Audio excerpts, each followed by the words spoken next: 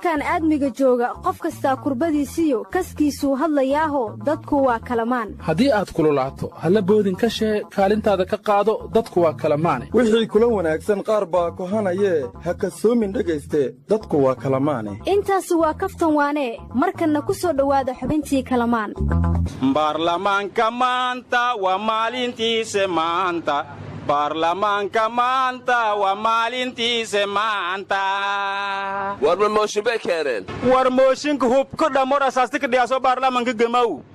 geekan elbaabadiisa emaan jeeli furi geeka elbaabadiisa la furi. madawiinaga furi waana. baarlamaanow muddi afiska moganayten fasahka moganayten fasahiina kordhiisitenga eri. ee walaagaysan hadhurten sheena waa eri. waa aad alla gaashanga dhikidi mayliya kasaasanaysan. hal ridana reer kuma dhisna ogaada ee hal israfiiqsada yaleeyo af arbeedahan waan halis walaalado ka aali iyo nireed han shaban dhawan shabasiyan safety oo kala hoos ka garsantan ana mooshi istaag aha war adeero baarlamaanka Soomaaliland isaga ansixiyay heshiiskii dekada Berbera dacwadaha gudbiseen wadamadan Carabta ee ay yiraahdeen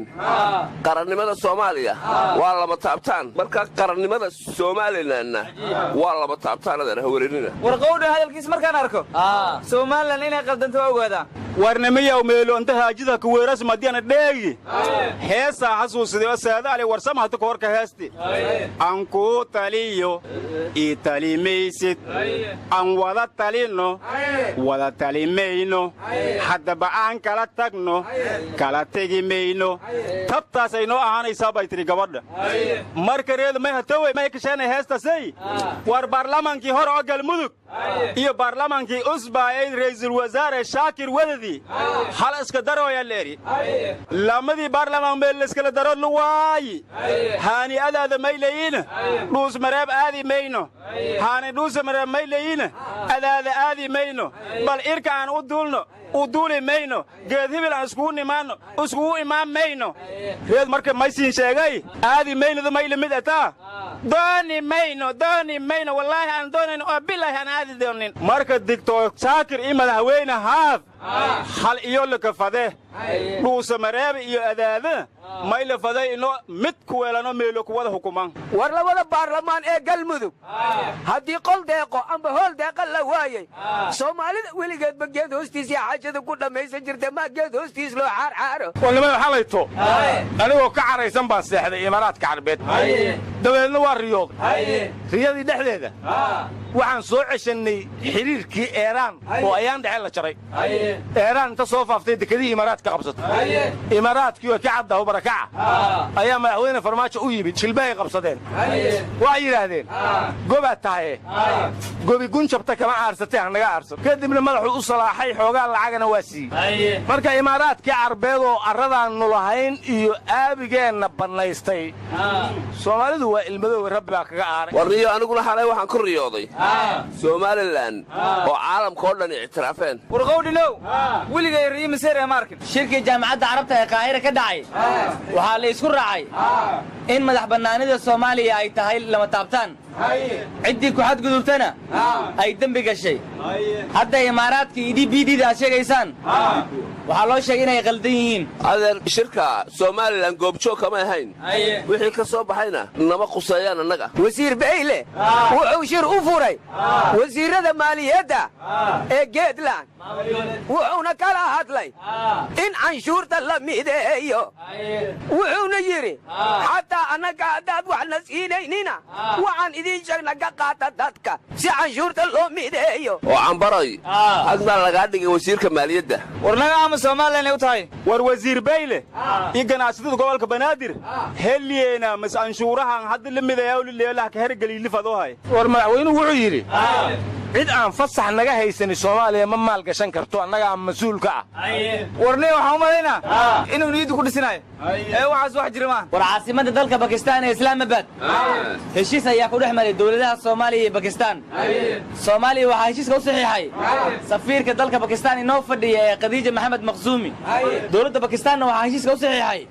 wasiirka arrimaha gudaha ee dalkaas ra'iisul wasaaraha Pakistan iyo xubno kalena waa ay joogeen halka heshiiska ka dhacay Soomaalidana gabadhaas kaliya ayaa u joogtay heshiiskan wuxuu ku saabsanaa in dawladda Soomaaliya laga caawiyo dhanka tiknoolajiyada gaar ahaan samaynta aqoonsiyada muwaadiniinta Soomaaliyeed marka maanta kadib qofkaan aqoonsi haysanin meeshuu mar lahayaa la iska rabaa maandhow beentii iska dhaaf ra'iisul wasaaruhu Maraykan uu jiray waana ka yimiday Pakistan waligiisa ma tegin wareeda ku dabaawin ra'iisul wasaaraha soo kaba iska siibin shirka baarlamaanku aad maanta la furay wallaahi waxaan maqli jiray diyaaradeenna ma duushay ama diyaaradeenna ma duulay hadday duushana afgooye dagaalka wajaale Soomadayday marka ayaamaha waxaan maqlaa ciidamadeen shabaab ay deegaanka ka qabsadeen haddana waa ka soo baxeen oo dadkii bay meeshii ku ciqaabayaan nimankii marka hadda ma waxa ay tahay ciidankeenu ma duulow hadduu duulana degma qabsadow hadduu qabsadana dib uga soo noqdow miya war wasiirka duulista hawada wax diyaaradaha amar ku soo riyo asaga wuxuuna yiri waqti ay dadku qabtaan kama daahi karaan warnamaya waran yaab leh wasiin haaye madawiinaga geega baarlamaanka dadtiisa ku qudbeey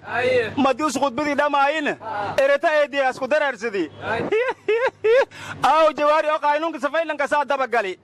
madawiina baarlamaanka ma furnayn qudbayta isku bati leeyari madaaska dambe baarlamaankii furi wallahi madawiina halkan yaaba leen hatta ka hor la koomayli sheegay askarta digtoonow antiyaar yawaan isku tabiya leeri